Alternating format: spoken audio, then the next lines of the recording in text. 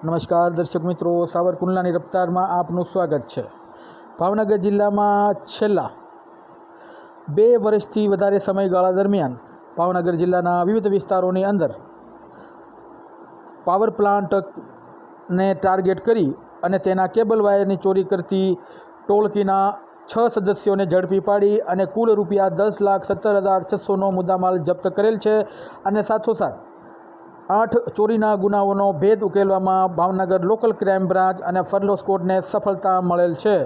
આ સમગ્ર કામગીરી ભાવનગર જિલ્લા પોલીસ અધિક્ષક શ્રી નિતેશ પાંડેજીના નેતૃત્વમાં અને માર્ગદર્શન હેઠળ ભાવનગર લોકલ ક્રાઇમ બ્રાન્ચના PI AR Vala, police inspector PB Jebaliya, Deepsinhbhai Bhandari, Ajitsinh Mori, Hirenbhai Solanki, Arvind Makwana, Kuldipsinh Gohil, Arjunsinh Gohil, Harpalsinh Jadeja, Hasmukh Parmar, Mahesh Kuvadiya, Dhruvrajsinh Gohil અને પરેશભાઈ પંડ્યા દ્વારા આ સમગ્ર કામગીરી કરવામાં આવેલ છે।